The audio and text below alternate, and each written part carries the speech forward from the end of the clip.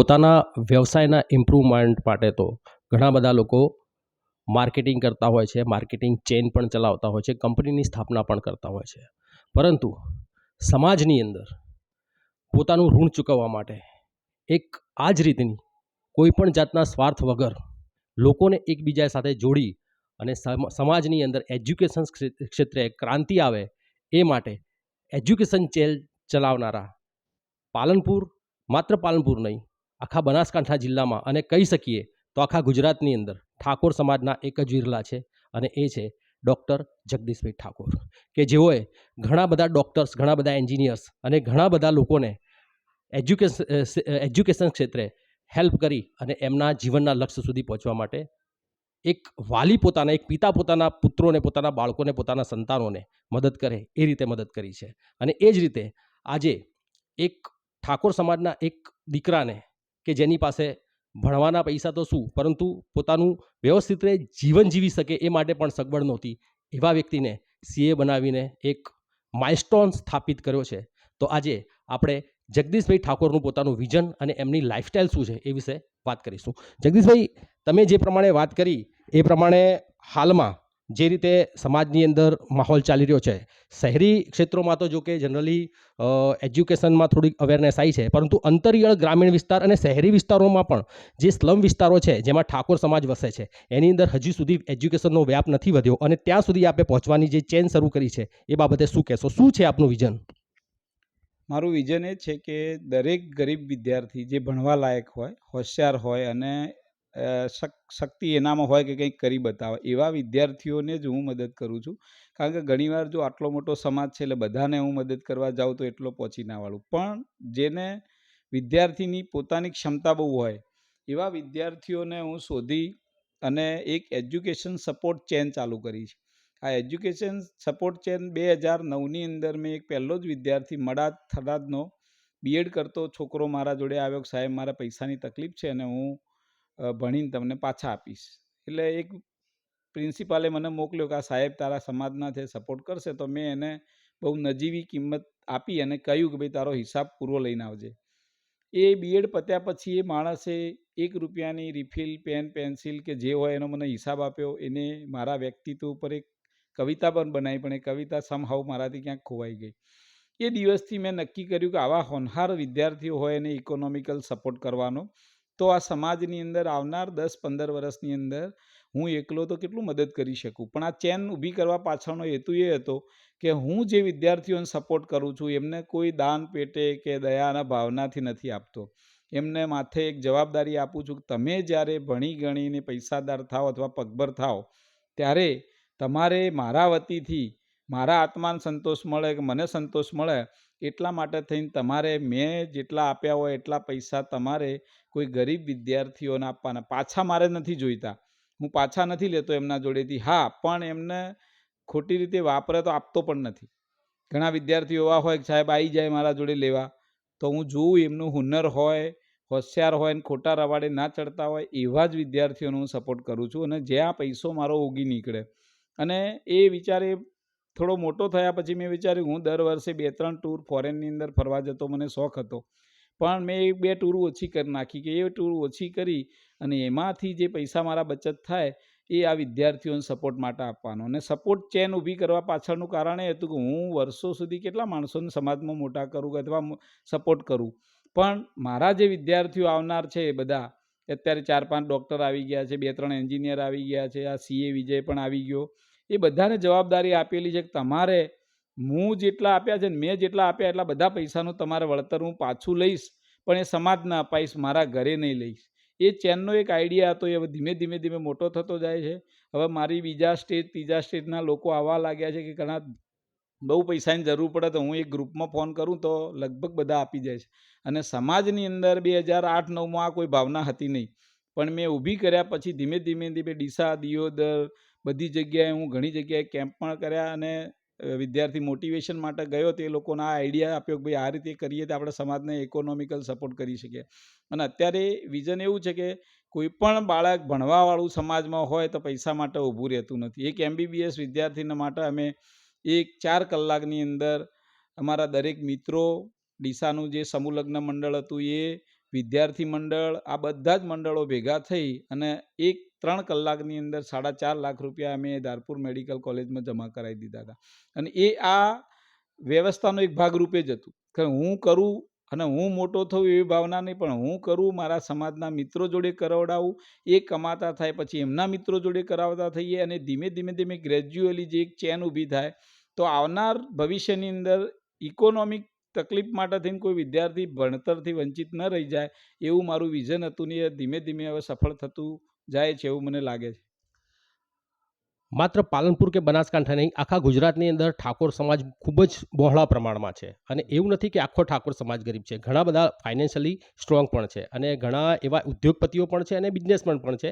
અને સાથે સાથે જે પોલિટિકલ લીડર્સ કે જે ઘણા સમયથી રાજકીય ક્ષેત્રમાં કામો કરે છે, એવા કેટલા લોકો આપના આ જે અભિયાન છે, શૈક્ષણિક અભિયાન, એમાં જોડાયેલા છે? એમાં અત્યારે તો મેં કોઈનો એવો સપોર્ટ કંઈ લીધો નથી કે આપણે મોટી ચેન થાય તો એ લોકોની જરૂર પડે, પણ જ્યારે જ્યારે જે પણ લોકોને મળ્યા છે એમને પોઝિટિવ રિસ્પોન્સ સારા આવ્યા છે. શરૂઆતમાં એક કડવો અનુભવ થયો હતો ને એના પછી આ એજ્યુકેશન ચેન મેં ચાલુ કરી કે એક વિદ્યાર્થી આપણો 1 માર્ક્સ માટે MBBS માટે રહી ગયેલો હતો અને એ ગરીબ ઘરનો વિદ્યાર્થી હતો, કુંભાસણનો ઠાકોર જ હતો. મારી જોડે આવેલો, પણ મારે પોતાની હોસ્પિટલ માટે મેં 25-30 લાખની લોન લીધેલી.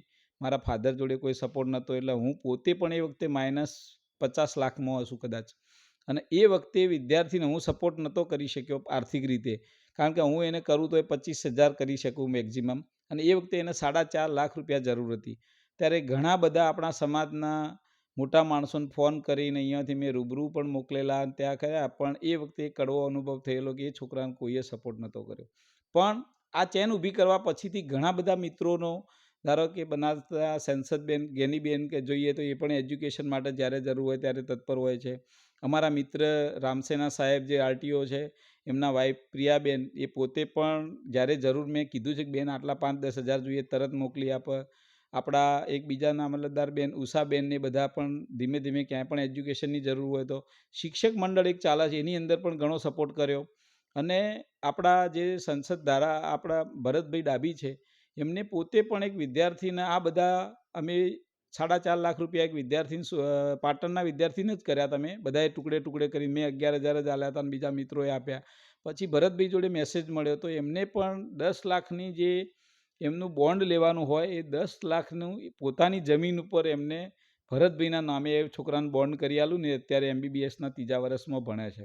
એટલે આવા ધીરે ધીરે ઘણા બધા વિદ્યાર્થીઓ છે જે આ સમાજના લોકોના ધીરે ધીરે જેમ ટચમાં આવે છે મદદ કરે છે. પછી નંદાજી છે, એમને પણ એક વખત આ એજ્યુકેશન લોનમાં ઘણા બધા છોકરાઓ મેં એમની જોડે મોકલ્યા, એમને સપોર્ટ કરીને એજ્યુકેશન લોન આલીને ભણાયા. એટલે ધીમે ધીમે ધીમે જેમ જેમ લોકોને ખબર પડે છે, જેમ જેમ બિઝનેસમેનો લોકોને ખબર પડે છે, ત્યારે એ લોકો બી ક્યાંક ને ક્યાંક 5, 10, 25 જેમની ક્ષમતા પ્રમાણે ઘણા બધા લાખો આપે છે. અને હવે એ જમાનામાં નહોતા આપતા, પણ હવે તો એટલું બધું વધ્યું છે ને કે તમારે ભણવાની જરૂર હોય તો પૈસા માટે ઠાકોર સમાજમાં ઊભું નહીં રહે. એટલા મોટા મોટા દાતાઓ, મોટા મોટા સમાજના બિઝનેસમેનો પણ હવે જ્યાં પણ જરૂર પડે ને ત્યાં એ આપતા ખચકાતા નથી.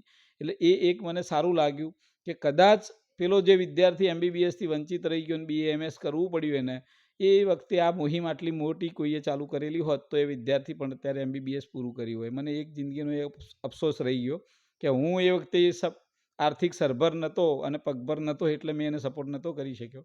પણ એના પછીથી જ મેં આ ચેન ચાલુ કરીને એનો બહુ બળાવ કોઈ પણ સમાજ હોય, ઠાકોર સેના હોય કે વિદ્યાર્થી મંડળો હોય, જેટલા ચાલે, હવે ક્યાંક પૈસાની જરૂર પડે ને તો બધા દોડીને ચાલુ કરી દે છે. કોઈ માણસ એવું નથી હોતું 5-25 જે ક્ષમતા પ્રમાણે કોઈ 50 હાલે ને 500 હાલે, પણ હવે ભણવાવાળો જોઈએ, પૈસા માટે ઊભું નહીં રહ્યા સમાજમાં. 2009માં આપે આ ચેઇનની શરૂઆત કરી હતી. આજે 2025 થઈ. 16 વર્ષની અંદર જે વિદ્યાર્થીઓને આપે પગભર કર્યા છે આ રીતે, જે હેલ્પ કરીને, એમાંના કેટલા વિદ્યાર્થીઓ આ ચેનની અંદર જોડાઈને પોતાનું સર્વસ્વ, આમ કહેવાય ને કે સમર્પિત ભાવે અત્યારે સેવા કરી રહ્યા છે, જે રીતે આપ કરી રહ્યા છો? સૌથી પહેલું તો જુઓ, જે ડૉક્ટર અશોકભાઈ સોડાલા છે, એમના ફાધર આયા ને પૈસાની ઓછી જરૂર હતી ને તે ધીમે ધીમે લઈ જતા હતા મારા જોડેથી. મને કે અમે કમાઈને પાછા આલીશું. મેં કીધું મારે પાછા નથી જોઈતા. એટલે પહેલો તો અશોક છે કે અશોકે આજ સુધી લગભગ કેટલાય વિદ્યાર્થીઓને મારા કહેવાથી સાહેબ આને ફી આ ભરવાની છે ને તને જે સપોર્ટ થાય એવું, વિદ્યાર્થી નહીં પણ બીજે પણ સમાજનું કંઈ કામ હોય ને મેં એને કીધું કે ભાઈ તારા આટલો સપોર્ટ કરવાનો છે તો એને ના પાડ્યા વગર સીધા આપી દીધા, મને પૂછ્યું બી નથી. એટલે એ અશોક છે, રામસેના સાહેબ છે, ઉષાબેન છે, પ્રિયાબેન છે, પછી ભાઈ આપણા ગોદડભાઈ માલુણા, દેવજીભાઈ માલુણા, પછી કરણભાઈ આપણા જે એક ઢુંડિયાવાડીમાં છે, એ પણ માણસોને કહીએ કે સાહેબ જરૂર છે, તો જે એમને ઈચ્છા થાય એવા ઘણા બધા. સુરેશભાઈ અદ્રોણા એક શિક્ષક છે ઠાકોર સેનામાંથી, ઘણા બધા પ્રવીણભાઈ, કાળુભાઈ, રમેશભાઈ, એ લોકો સેનાની જરૂર પડે જ્યારે સાહેબ જરૂર છે ને આવી છે ને હું કહું તો કોઈ વિદ્યાર્થીને 5, 25, 50 જેટલી પોતપોતાની ક્ષમતા પ્રમાણે ક્યાંય ઊભું રહેતું નથી. સિટીની અંદરથી પણ ઘણા બધા જગદંબા સાયકલ સ્ટોરમાંથી છે, પેલા ભાઈ આપણા સંજયભાઈ બિઝનેસમેન છે, એમને પણ ક્યાંક કહીએ કે સાહેબ જરૂર છે ને એજ્યુકેશન જરૂર હોય તો મને કહેજો. રાજુભાઈ ઢુંડિયાવાડી, તમે પોતે પણ ભરતભાઈ છો કે ક્યાંક કહ્યું હોય કે ભાઈ જરૂર પડે તો તમે તમારાથી જે બનતી છે. એટલે એ રીતે ઘણા બધા ચેનમાં જોડાયા છે ને વિદ્યાર્થીઓમાંથી હવે ધીમે ધીમે અશોક આવ્યો છે, પછી ભાઈ એક અલ્પેશ ઠાકોર આવ્યો છે દિયોદરનો, પછી એક બીજો મિત્ર છે સુરેન્દ્રનગર બાજુનો, એ પણ ક્યાંક ક્યાંક થોડા પૈસા એ આપે છે. એક રાજેન્દ્રભાઈ કરીને ઠાકોર છે જે ટીડીઓ થયા MBBS, પછી એમને UPSC ક્લિયર કરી, એ પણ ક્યાંક પૈસાની જરૂર હોય તો મદદરૂપ કરે છે. મનોજભાઈ ઠાકોર કરીને એક પાટણની અંદર છે કે જે BJPમાં જોડાયેલા છે, એમના વાઇફ પોતે આશાબેન પેથોલોજીસ્ટ છે ધારપુર મેડિકલ કોલેજમાં, એમને પણ ક્યાંક ફોન કરીએ તો જે 4.5 લાખ રૂપિયા અમે જે ભેગા કર્યા હતા પાટણના વિદ્યાર્થી માટે, એમાં મેં તો 11 જ આલ્યા હતા, પણ મનોજભાઈ, ભરતભાઈ ડાભીના બધાએ મહેનત કરીને એ લોકો છોકરાને 5 થી 6 લાખ રૂપિયા 3 દિવસની અંદર આપી દીધા હતા. એટલે આવા ઘણા બધા ચેનમાં જોડાયેલા છે. ડીસાની જે લાઇબ્રેરી કહીએ રસિકજીને બધા ચલાવે છે, એની અંદર ડીસામાં હવે જરૂર પડે તો ડીસાવાળા અહીંયા સુધી કોઈને આવવા નથી દેતા કે એ લોકો એમની રીતે જ ત્યાં સપોર્ટ કરી અને કોઈ ભણાય હોય. શ્રવણજીને રસિકજીને જે લાઇબ્રેરી બનાવી છે, મિત્રોની ટીમ પણ એટલી મોટી છે કે એ લોકો હવે ડીસાના જે મારા જોડે કોઈ સપોર્ટ માટેમાં આવતું હતું ને, હવે આ જમાનામાં અત્યારે નથી આવતું, કારણ કે ડીસાવાની ટીમ, ભાભરની ટીમ, કનુભાઈ ડૉક્ટર અને એ લોકો બી ત્યાં આગળ માનવતાનું ગ્રુપ ચલાવે છે અને એ લોકો બી એટલી સારી રીતે ત્યાં સેવા કરે કે હવે ત્યાંથી કોઈ અહીંયા આવતું નથી. એટલે એ ધીમે ધીમે ધીમે બધી જ જગ્યાએ સમાજમાં જે ભાવના પહેલાં લેવાની હતી એ હવે આપવાની પેદા થઈ છે અને એ એટલી મોટી વટવૃક્ષ બનશે કે કદાચ આવનાર ભવિષ્યમાં બાળક ભણવાવાળું જોઈએ. અને મારું એક લાસ્ટ સપનું છે કે મેં ડૉક્ટર બનાયા, CA બનાયા, BAMS બનાયા, એન્જિનિયર બનાયા, પણ હવે એક IASનું મારું ટાર્ગેટ છે. કોઈ છોકરો ગરીબ મને મળી જાય તો એને હું IAS બનાવવા માટે પણ મદદરૂપ થઈશ, એવું મેં મારું એક સપનું લાસ્ટ ડ્રીમ બાકી છે કે હવે એક IAS બનાવવો છે મારે. આ બાબતે એ ક્યાંય પણ એવો વિદ્યાર્થી મને મળશે તો હું એને મદદ કરીને IAS બનાવવાની પૂર્વ તૈયારી કરીશ. તમને વિજયની શું સ્ટોરી છે? વિજયની સ્ટોરી એવી છે કે વીરે એક હોનહાર વિદ્યાર્થી ઇંગ્લિશની અંદર સારું પાવરફુલ ઇંગ્લિશ હતું. એ પોતે એકવાર ફરમાન અલી સૈયદના ત્યાં સ્પીકિંગ ઇંગ્લિશના કોર્સ કરવા માટે જતો હતો. એટલે ફરમાન અલીનો મને મિત્ર આવ્યો, તારા સમાજનો એક દીકરો છે, બહુ હોશિયાર છે અને ઇન્ટેલિજન્ટ પણ છે અને બહુ હોશિયાર છે, પણ એને ઇકોનોમિક થોડો ગરીબ ઘરમાંથી આવે છે, કોઈ સપોર્ટ કરે તમારા સમાજમાંથી તો એ માણસ આગળ જઈ શકે છે. એટલે મેં એના ફરમાન અલી જોડેથી નંબર લઈને એને ફોન કર્યો, એને બોલાયો. એટલે એ કે સાહેબ મારે CA થવું છે. મેં કીધું CAમાં તારા ખર્ચો ને બધો કેટલો થાય? એટલે કે ત્યાં આગળ મારે બધું ટ્રેનિંગ ના થઈને બધું લગભગ 2-2.5 લાખ થાય છે, પણ થોડા ઘણા તો મારા મમ્મી અને પપ્પાએ ને જે એમના દાગીના અને ઘરની જે બચત હતી એ જે પણ હતું એ વેચી મારીને થોડું ઘણું કર્યું હતું એમને. પછી લગભગ એ વખતે 60-70 હજાર ભરવાના થતા હતા પહેલાં. એટલે એ 60-70 હજાર પછી મેં અને ફરમાન અલી સૈયદે 20,000 આલ્યા અને પછી પ્રિયાબેનને રામસેના સાહેબે 11,000 કે 15,000 આપ્યા હતા. અને એ બધા ભેગા કરીને અમે મિત્રો જોડે થોડા લીધા અને મેં આપ્યા ને એમ કરીને એને એ પૈસા ભરી દીધા. પછી એને જે 5 મહિને ખાવા પીવાના કંઈ ખર્ચાના અને જે આવે એ 5-1 હજાર જરૂર પડે ત્યારે એની મમ્મી આવીને લઈ જતી મારા જોડે કે આટલા ખૂટે છે અને આટલા જરૂર છે તે આવીને લઈ જતી. એટલે લગભગ એ 80 લાખની વચ્ચે મેં આપ્યા હશે. એના બધા મિત્રો થ્રુ એનું કામ પતી ગયું ને એ CA થઈ ગયો. પણ એ ફેમિલી માટે એની મમ્મી પપ્પાએ પણ ખૂબ મહેનત કરી, કારણ કે એક ચાની લારીમાંથી પૈસા ભેગા કરવા, એક ટિફિન બનાવીને છોકરા બીજા લોકોને ખવડાવો ને ટિફિનમાંથી એમની રોજીરોટી ચલાવતા, સીવણ મશીન થી જે કમાઈ થતી એ. એટલે એ આપણા કરતો આપણે તો આર્થિક સપોર્ટ કર્યો પણ મોરલ સપોર્ટ કર્યો કદાચ, પણ એની માતા પિતાની જે મહેનત હતી કે વગર પૈસે દીકરાનું આ સપનું જોવું, એને સપોર્ટ કરવો, એને બહુ ગરીબમાંથી પણ એને અહેસાસ નથી કરવા દેવો કે તું ભણજે, અમે ગમે તે કરીને પૈસા લાવશો. એ લોકોએ ખૂબ મહેનત કરી છે અને એ હજી પણ મહેનત કરે છે. અને વિજય કાલે મને મળ્યો તો મેં કીધું તારા મમ્મી પપ્પાની તું સેવા કરજે ભાઈ. એટલે એક ગરીબ હોનાર વિદ્યાર્થી એક મિત્ર દ્વારા મને મળી ગયો અને એને સપોર્ટ આર્થિક થોડો ઘણો મોરલ કોન્ફિડન્સ બી ઘણીવાર જરૂર હોય છે કે ભાઈ તું ચિંતા કર્યા વગર ભણ, પૈસાની તો સગવડ અમે કરી લઈશું. તો એને એક પાસું બંધ થઈ જાય કે ચલો પૈસા માટે મારે ચિંતા કરવાની જરૂર નથી, મારે મહેનત કરવાની જરૂર છે. એટલે પછી મહેનત કરી એને અને એક આ ટ્રાયલ પછી એને CA પાસ કર્યું. પહેલી વાર નાસી પાસ થઈને આવ્યો તો મારા જોડે કે સાહેબ થોડા માટે રહી ગયો. મેં કીધું કંઈ વાંધો નહીં, બીજી વાર મહેનત કરજે અને પૈસાની જરૂર હોય તો તું મદદરૂપ અમે થઈશું, જ્યારે પણ જરૂર પડે ત્યારે કહેજે. પછી તેને મમ્મીને થોડો ધંધોને ચાલે એટલે એ લોકો પછી થોડા સમય પછી તો જે જરૂર પડતા તે એને મળી રહેતા હતા. અને આમાં અમારા એક મિત્ર નિકોલના પ્રવીણસિંહ, એ પોતાની ઓફિસ હતી વિજય 4 રસ્તા, અને આ વિજયને જ્યારે તકલીફ પડતી હતી હોસ્ટેલમાં રહેવાની, ત્યારે એ વિજયને એમની ઓફિસ આલી દીધી. તો આખી ઓફિસમાં રાત્રે તારે જ્યાં રહેવું હોય તો રહ્યા, ઊંઘવાની સગવડ, ખાવા પીવાની, સંડાસ બાથરૂમ સગવડ. એ ચોથા માળે વિજય એકલો રહી અને 4-6 મહિના તેઓ કાઢ્યા અને પછી એને હોસ્ટેલ મળી ત્યારે હોસ્ટેલમાં ગયો. એટલે એ પ્રવીણસિંહનો ખૂબ આભાર માનીએ કે એમને પણ ક્યાંક ને ક્યાંક એમનો બી થોડો ઘણો ફાળો છે. કારણ કે 4 મહિના તમારી ઓફિસમાં કોઈને રહેવા આપવું વગર ભાડે, વગર કોઈ પૈસાએ, કોઈ સ્વાર્થ વગર, એ પણ એક સેવા જ છે ભણવા માટે, વિદ્યાર્થી માટે. એટલે એવા ઘણા બધા મિત્રો જોડાયેલા હશે વિજયની આ સક્સેસ સ્ટોરીમાં. જગદીશભાઈ, જનરલી જે ઠાકોર સમાજ છે એ ખૂબ મોટા પ્રમાણની અંદર અત્યારે રાજકીય ક્ષેત્ર સાથે કનેક્ટેડ છે. રાજકારણ જે છે ને એ ગ્રામીણ વિસ્તારમાં ઘણું વ્યાપ્ત થઈ ગયું છે અને ખાસ કરીને જે યુથ છે એના ઉપર રાજકીય નેતાઓનો પ્રભાવ વધારે છે હાલની પરિસ્થિતિમાં જોવા જઈએ તો. જે નેતાઓનો વધારે પડતો પ્રભાવ છે યુથ ઉપર, એ લોકો પણ એજ્યુકેશન ક્ષેત્રમાં સમાજને વધારે પડતો વિકાસના માર્ગે દોરવા માટે કંઈક કામગીરી કરે, માટે એમને શું અપીલ કરશો આપ? અત્યારે તો એક જ અપીલ કરીશ કે સમાજ જોડે ભણવાવાળા વિદ્યાર્થીઓ ઘણા બધા હોય.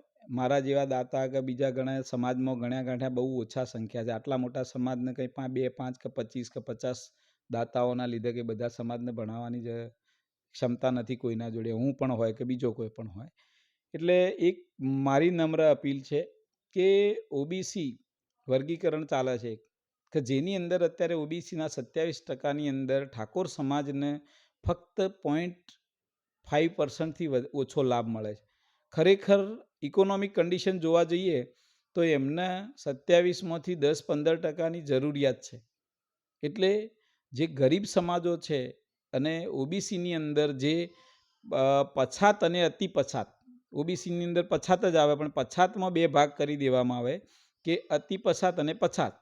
તો એનું વર્ગીકરણ કરી અને જો ઠાકોર સમાજને એની અંદરથી લાભ આપવામાં આવે તો એના લીધે આ સમાજના એજ્યુકેશનમાં ઘણો બધો ફરક પડી જાય છે. એટલે હું મારા માધ્યમથી જે પણ પોલિટિકલ પાર્ટી સાથે જોડાયેલા જે પણ આપણા પોલિટિશિયન છે દરેકના જોડે મારી મિત્રતા છે લગભગ. એટલે એવા મિત્રોને કહું છું કે આ મુહિમની અંદર તમે ક્યાંક સપોર્ટ કરો અને OBCની અંદર આપણને લાભ આપણા હકનો મળે. આપણે કોઈનો લેવો નથી.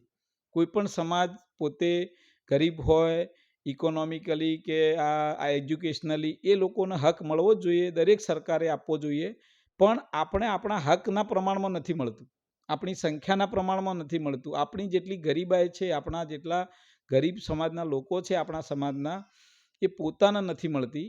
એ લોકોને મળે એના માટે આપણે આપણો અધિકાર માટે સરકારમાં રજૂઆત કરવી જોઈએ કે ભાઈ અમને અમારી સંખ્યાના પ્રમાણમાં, અમારી ગરીબાઈના પ્રમાણમાં, અમારી ઇકોનોમિકલ કન્ડિશનને જોઈને એને ધ્યાનમાં રાખી અને તમારે અમને અમારો લાભ આપવો જોઈએ. તો એ લાભ આપણને 5-10%, 15% જેટલો મળે તો આ સમાજમાં એજ્યુકેશનની આવનાર 5-25 વર્ષમાં બહુ સારી એવી મુહિમ ચાલે અને એમાંથી ઘણા બધા વિદ્યાર્થીઓ IAS, IPS અને સારા ઓફિસર બની શકે, ડૉક્ટર, એન્જિનિયર બની શકે.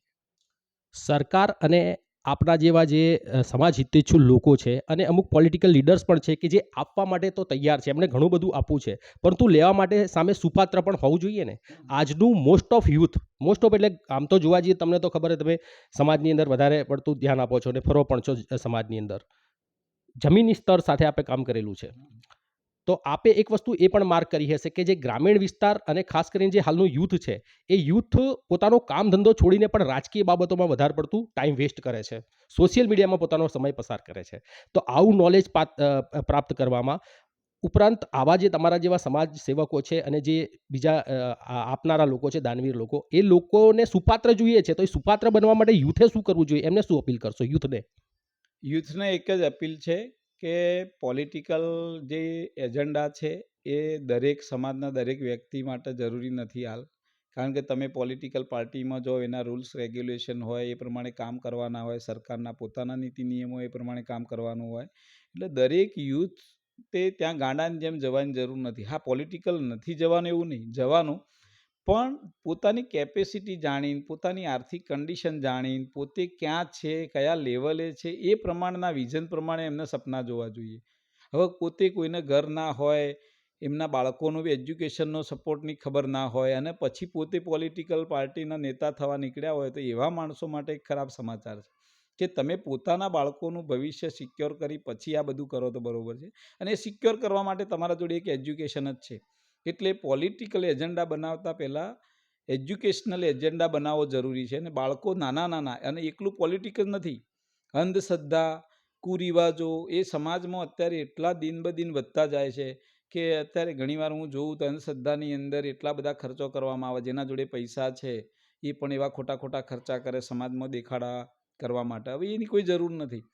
તમે દેખાડો કરવાનો હોય, ખાવાનું તમે કોઈનું ખાધું હોય આપવું હોય તો બરોબર છે, તમે જમણવાર આપો. પણ જે દેખાડાની જે સિસ્ટમ છે, આ ભુવાઓની પ્રથા બી ચાલુ થઈ ગઈ. ઘણીવાર એન્ટ્રી મારવી ને એમાં બી આપણા બાળકો જ્યારે મેરેજ સિઝન હોય છે આપણી, ત્યારે આપણા બાળકો પૈસા ના હોય છતાં એક એન્ટ્રીની સિસ્ટમ ને પછી હલ્દીની સિસ્ટમ ને જે પહેલાં જમાનામાં નહોતી એ બધી નાખવામાં આવી છે. એના પાછળ જે ખોટા ખર્ચા થાય છે એની કરતાં સિમ્પલ લગ્ન કરીને એ પૈસા બચે.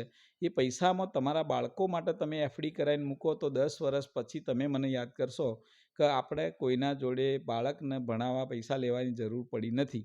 પણ જો એ ખોટા ખર્ચા નહીં ટાળો તો તમારે 10 વર્ષ પછી કોકના આગળ હાથ લંબાવવાની જરૂર પડશે. અને ક્ષત્રિય થઈને કોકના હાથ લંબાવવાની તમારી તાકાત ના હોય તો તમે ખોટા ખર્ચા છોડી જ દો. બાકી 10 વર્ષ પછી જો પૈસા તમારા જોડે નહીં હોય તો આટલી મોંઘવારીમાં તમારા બાળકનું એજ્યુકેશન તમે નહીં કરાવી શકો. અને એ દિવસે જે પેલા ખોટા ખર્ચા કર્યા હશે એનો અફસોસ થશે કે એ ખોટા ખર્ચાની બદલી મેં કદાચ મારા દીકરાના નામે એફડી કે ક્યાંક રોક્યા હોત કે ગોલ્ડ સિલ્વર લઈને મૂક્યું હોત કે કંઈ બોન્ડ લઈને મૂક્યા હોત, NSC કે કિસાન વિકાસ પત્ર, તો એ મદદરૂપ થશે. એટલે એ ખોટા ખર્ચા છે. અમે અમારા જલાની અંદર 9 ગામ ગોળ ધનાલી અને સિસરાણાનો જે પટ્ટો છે ત્યાં આગળ અમે લોકાચારા પાછળ ખાવા પીવાનું બધું જ બંધ કરાવી દીધું. ઓઢામણા પ્રથા બંધ કરાવી દીધી, વાસણ પ્રથા બધી જ બંધ કરાવી દીધી. અને એ લગભગ 12-13 વર્ષથી બંધ છે.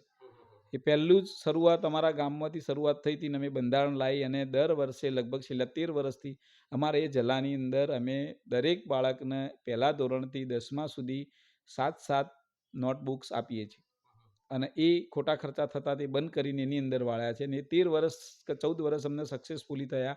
એ જોઈને ઘણા બધા જલાઓમાં નોટ વિતરણ અને પુસ્તક વિતરણ ચાલુ થયું, ક્યાંક બંધ થઈ ગયું ચાલુ થયું ને એવું થાય.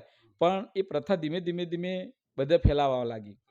એટલે અમે બદલાવ તો વર્ષોથી 13 વર્ષથી એ પણ કરેલો છે કે કુરિવાજો બંધ કરો, વહેલી સગાઈ ના કરો, વહેલા લગ્ન ના કરો. બાળક મેચ્યોર ના હોય સગાઈ લગ્ન કરી દો તો એમને છૂટાછેડાના વધે, છૂટાછેડાના ખર્ચા વધે, લડાઈ ઝઘડા વધે. સમાજમાં જે એકતા રહેવી જોઈએ એની બદલીમાં જે છૂટાછેડાને લીધે એકબીજાને સામે બોલવું ના બધા ઉભાવ થાય. તો છોકરાઓ ભણી ગણી સક્સેસ થાય, કમાતા થાય, પછી મેરેજ થાય. એક એ હું સમાજને અપીલ કરું છું. કારણ કે સમજણા હશે તેમના પાત્રને જોઈને બરોબર સમજણથી ભણશે તો એમને આ છૂટાછેડાની નોબત નહીં આવે. નાદાન પરણાયા હશે, જ્યારે સમજણા થશે, ઝઘડા થશે એટલે તરત જ એ લોકો છૂટાછેડાની વાતો કરવા લાગશે. અને જે નાના છોકરાઓ છે એની અંદર અત્યારે યુટ્યુબના રીલ્સ બનાવી અને જે બધા વિડીયોઝ જોવા અને જે ગીતો ગાવા એની પાછળ જે ગાંડપણ થયું છે એ સમાજ માટે બહુ જ ખરાબ છે. કારણ કે એનાથી કોઈનું ભલું થવાનું નથી. 1-2 સિંગર આપણા સમાજમાં પાક્યા ને એમનું ભવિષ્ય સારું થયું એનો મતલબ દરેક સિંગર સક્સેસ જશે એવું નથી. હા, પણ ભણેલો દરેક માણસ સક્સેસ થશે એની મને વિશ્વાસ છે. કોઈ ડૉક્ટર ફેલ નહીં થાય, કોઈ એન્જિનિયર ફેલ નહીં થાય. એટલે એ જે આંધળું અનુકરણ છે ગીતો પાછળ, રીલ બનાવવા પાછળ, એક્ટિંગ ને એ બધું જે ચાલુ થયું છે નવા જે નાના બાળકોની અંદર, એ તાત્કાલિક બંધ કરવાની જરૂર છે. સોશિયલ મીડિયા ઉપયોગ 15 વર્ષ સુધી બાળકને ન મળે અને 15-20 વર્ષ સુધી ભણે ને પછી એનો મોબાઈલ અને સોશિયલ મીડિયાનો ઉપયોગ એના ધંધા માટે કે ક્યાંય પોલિટિકલ એજન્ડા માટે વાપરે તો બરોબર છે. પણ 15 પહેલાં જેટલા મોબાઈલ આપીને છોકરાઓને તમે બગાડી રહ્યા છે એમનું ભવિષ્ય આવનાર 10 વર્ષ પછી મને બહુ ખરાબ દેખાઈ રહ્યું છે. સર, તમે મેરેજની જે વાત કરી એના ઉપરથી હમણાં તમે સોશિયલ મીડિયામાં પણ જોતા હશો કે જે યુથ છે, ઓછી ઉંમરની અંદર પ્રેમ પ્રકરણોની અંદર પોતાનું મતલબ લાઈફનું જે કરિયર છે, કરિયર ઓરિએન્ટેડ લાઈફ નથી જીવતા. માત્ર પ્રેમ પ્રકરણોની અંદર ફસાઈને ઘરેથી ભાગી જવું ને પછી આત્મહત્યાઓ કરવી અથવા પોતાની બીજી રીતે જિંદગી બરબાદ કરવી. એવા લોકોને તમે, એવા યુથને, દીકરા અને દીકરીઓને શું અપીલ કરશો? એ લોકો નાદાનીમાં એમને એક જાતીય આવેગ કહેવાય, પ્રેમ ના કહેવાય. કારણ કે પ્રેમનો શબ્દ એમનામાં ખબર જ નથી કે પ્રેમ એટલે ડેડિકેશન, પ્રેમ એટલે સમર્પણ, પ્રેમ એટલે તમારે એકબીજા માટે તૂટી મરવાની જરૂર નથી, પણ એકબીજાને સમજવાની જરૂર છે. એ પ્રેમ છે. અત્યારે જે છે જાતીય આવેગ છે, હોર્મોન્સના લીધે એ લોકોને ખબર પડતી નથી. બુદ્ધિ એમની 18-20 વર્ષે આવે અને જે વહેલા મેચ્યોર થઈ જાય જાતીય રીતે, એટલે એ આવેશમાં આવીને આવા પગલાં ભરતા હોય છે. એટલે એ સમજણ જ્યારે આવશે કે ત્યારે એજ્યુકેશન હશે ત્યારે. પ્રેમ કોને કહેવાય કે પતિ પત્ની પોતે જિંદગીભર વર્ષો સુધી એક સાથે રહે, એક સાથે જીવે, એક પોતાના સમર્પણ એકબીજાને સમજી શકે, એને પ્રેમ કહેવાય. નેર નાળામાં કે કૂવામાં પડીને મરી જવાય એને પ્રેમ ન કહેવાય, એ તો એક ગાંડપણ કહેવાય. અને એ આપણો સમાજ એ ગાંડપણ પર બહુ ગયો છે. અને એનું કારણ છે કે રીલ્સ, મીડિયા અને ટીવી આ જોઈને બાળકોએ જે પિક્ચરોમાં જોવો છે એનું અનુકરણ કરે છે. પણ એમને ખબર નથી કે પિક્ચર એક એન્ટરટેન માટે બનાવ્યું છે. આ વસ્તુ આપણી જિંદગી સાથે કંઈ લેવા દેવા નથી. એટલે જે અમુક જાતના પિક્ચરો બનાવે છે, અમુક જાતના જે સોંગ્સ બનાવે છે, એ સિંગર અને એક્ટરને હું એ જ કહું છું કે ભાઈ તમે પિક્ચર બનાવો ત્યારે તમારા પૈસા કમાવા માટે અથવા તમારે ગીત બનાવો તમારા પૈસા કમાવા માટે ના બનાવો. એવા ગીતો બનાવો કે જેની અંદર સમાજમાં પોઝિટિવ ઇમ્પેક્ટ થાય. આપણા હીરો વિક્રમ ઠાકોર જોડે મેં વાત કરી હતી. મેં કીધું તમે એક આવા, મારા જોડે ઘણા બધા વિદ્યાર્થીઓ છે વિજય જેવા, એવા એક વિદ્યાર્થીની એક સ્ટોરી ઉપર પિક્ચર બનાવો અને એ પિક્ચર બનાવીને સમાજમાં રિલીઝ કરો. અને એને કદાચ આપણે સરકારમાં કરમુક્ત કરવું છે તો એ કરીશું. પણ આવો જે એક વિદ્યાર્થી, મામલતદાર, નાયબ મામલતદાર, સીએ, ડૉક્ટર ઘણા બધા છે, એની સ્ટોરી બનાવો કે ગરીબ ઘરમાં કેવો રહેતો હતો, એમાંથી એ ભણતો કેવો, એને સમાજના લોકોએ સપોર્ટ કર્યો, અથવા એ ન બતાવવું હોય તો એમ પણ કઈ રીતે સ્ટ્રગલ કરી, એના માતા પિતાએ શું સ્ટ્રગલ કરી, અને એ પછી એનો પ્રેમ બેમ બધું ભૂલી અને ફક્ત ભણવા ઉપર ફોકસ કરે છે. અને પોતે ભણીને એક સારો આઈએએસ કે સારો ડૉક્ટર બને છે અને જિંદગીમાં સફળ થાય છે. અને એ એનો ધ એન્ડ હોય કે ભાઈ એ પોતે સારા બધી સ્ટ્રગલ કર્યા પછી પણ એ ડૉક્ટર કે એન્જિનિયર કે સીએ થઈ ગયો. આવી સ્ટોરી ઉપર જો પિક્ચર બનાવીને આપણા બાળકોને બતાવવામાં આવે તો જ આ સમાજની અંદર બદલાવ આવે. બાકી જે પિક્ચર અત્યારે ચાલી રહ્યા છે, જે ગીતો ચાલી રહ્યા છે ને, એ કોઈ દિવસ તમે સાંભળી શકો નહીં કે સાથે બેસીને જોઈ શકો નહીં. એવી મૂવીઝ આવી રહી છે, એના લીધે પણ સમાજમાં બહુ ખરાબ ઇફેક્ટ થાય છે. એટલે પોઝિટિવ પિક્ચર જોવા જોઈએ. હું મારા બાળક જોડે 2-3 પિક્ચર જોયા. એમાંનું એક છે કે એ બિઝનેસ ચાલુ કરે છે અને ફેલ થાય છે, અને પછી એની લોકોની ઈર્ષ્યાનો ભોગ થાય છે. પછી એના મિત્રોને જોડે છે, એક ટિફિન વ્યવસ્થા ચાલુ કરે છે અને એ સક્સેસ થાય છે. અને વર્લ્ડની અંદર એની ટિફિન વ્યવસ્થા મધર બધી બનાવે અને ખાવા આપે. એ સક્સેસ સ્ટોરી પર એને પિક્ચર બતાવ્યું. એક એજ્યુકેશન ઉપર શિક્ષક મેં બતાવ્યું, ગુજરાતી પિક્ચર હતું કે જે એનો ફાધર શોધીને જાય છે કે જે એને દુનિયામાંથી ચંદ્ર ઉપર લઈ જાય. અને એ વિદ્યાર્થીઓને સાયન્સની અંદર એ જાય છે ગામડાની સ્કૂલમાં અને સાયન્સના વિદ્યાર્થીઓને તૈયાર કરે છે. તો લોકો એને મજાક કરે કે આ જાય, અને એનો પ્રોજેક્ટ પછી દિલ્હી કે આખા ઇન્ડિયા લેવલે એ પ્રોજેક્ટ પાસ થાય છે. એ મલ્હાર ઠાકરનું પિક્ચર છે અને એમાં પણ એને બહુ સરસ એક્ટિંગ કરી અને એ પોતાની સ્કૂલને દિલ્હીની અંદર બધી કોમ્પિટિટિવ હાઈફાઈ સ્કૂલની અંદર એક ગરીબ સ્કૂલમાંથી વિદ્યાર્થીઓને લઈ જઈને સાયન્સ પ્રોજેક્ટ કરે છે અને સક્સેસ થાય છે. આવા ટાઈપના જે પિક્ચરો છે એ તમારા બાળકોને બતાવવા જોઈએ, તો એમને કંઈક ઇન્સ્પિરેશન થશે. બાઇકમાં બેહાડીને લઈને નાહી જાય ને ભાગી જાય ને આવા પિક્ચરો તમારો બાળકો જોશે તો એ જ શીખવાના છે. અને માહોલ બી એવો બનાવવો જોઈએ. હું ઘણા બધા પૈસે ટકે જે ગરીબ માણસો છે એમની આવડત નથી, હું ઘણીવાર ભાષણમાં પણ કહી ચૂક્યો છું કે how to save a money એ સમાજે શીખવાની જરૂર છે. હાઉ ટુ શું કહે સ્પેન્ડ એ મની નહીં, કે કેવી રીતે વેડફવા એ તો આવડે જ છે. તમારે 2 કરોડ હોય તો એ 5 મિનિટમાં જતા રહે છે, પણ 2 કરોડ ભેગા કઈ રીતે કરવા, ટીપે ટીપે કઈ રીતે ભરાય, એ હું મારા ફાધર જોડેથી શીખ્યો હતો. અને એમને જ્યારે 500,000 રૂપિયાનો પગાર હતો ને ત્યારે એ પોસ્ટની અંદર ને એમાં 100 રૂપિયાના ખાતા અને 200 ખાતા ખોલાય અને 5 વર્ષ સુધી એનું સેવિંગ કરતા, અને પછી એક મોટી રકમ આવતી એમાંથી એ એફડી કે ફિક્સ ડિપોઝિટ કરાવીને ધીમે ધીમે મારા ફાધર આગળ આવ્યા. એની જ વસ્તુ હું અત્યારે કરી રહ્યો છું. ઇકોનોમિક મેનેજમેન્ટ મેં એવું કર્યું છે કે મારો મોબાઈલનો ખર્ચો, ગાડીનો ખર્ચો એ મારી પરસેવાની કમાણીમાંથી ના હોવો જોઈએ. એ મારા મોજ શોખના જે ખર્ચા છે એ બધા જ બાય પ્રોડક્ટ, બાય ઇન્કમ જે મારી એફડીમાંથી કે કોઈ શેર માર્કેટમાંથી કે રોકાણ કરેલું હોય, કોઈ રેન્ટની ઇન્કમ હોય, એની અંદરથી મોજ શોખ કરવાના. મજૂરીના પૈસામાંથી મોજ શોખ નહીં કરવાનો એ સમાજને અપીલ કરું છું. તમે શોખ કરો, બધું જ કરો, પણ તમારું પૈસાનું મેનેજમેન્ટ એવું કરો કે તમારી પરસેવાની મજૂરીથી શોખ કરવાની જરૂર ના પડે. એ બાય પ્રોડક્ટ આવતી હોય એમાંથી જલસા કરવાના. હું મારી ગાડી લઉં તો કેલ્ક્યુલેશન હોય કે આટલા લાખની છે તો મને ક્યાંક નફો એનાથી વધારે મળ્યો હોય તો જ એટલા લાખની ગાડી લેવાની. તો જ આ સમાજની ધીમે ધીમે આગળ આવશે. બાકી ખોટા દેખાડા કરી મારી ગાડી જોઈને કોઈ એવું કરે કે હું આવી લાવું અને એની ઇન્કમ કમ્પેરમાં ના હોય તો એ સમાજ ડૂબવાનો છે. તો આ હતા ડૉક્ટર જગદીશભાઈ ઠાકોર કે જેમણે એજ્યુકેશન પોતાના જીવનના જે એજ્યુકેશન એજન્ડા છે સમાજ સેવાના એનાથી માંડીને સમાજના યુથે કઈ રીતે પોતાની લાઈફને મેનેજ કરવી, કેવી રીતે પૈસા કમાવા, કેવી રીતે એનો યુઝ કરવો અને કેવી રીતે કમાયેલા પૈસાથી સમાજને ઉપયોગી થવું એ બાબતેની ડિટેલમાં આપણને એમની જીવનશૈલી, પોતાની જીવનશૈલી તો આપણી સામે પ્રસ્તુત કરી જ છે, પરંતુ સાથે સાથે સમાજના નેતાઓ અને બીજા આગેવાનો જે સમાજને સમાજ સેવા માટે તત્પર છે એ લોકોને પણ ખૂબ સારો સંદેશો આપ્યો. એ બદલ અમે એમનો આભાર માનીએ છીએ. Thank you so much. Thank you sir.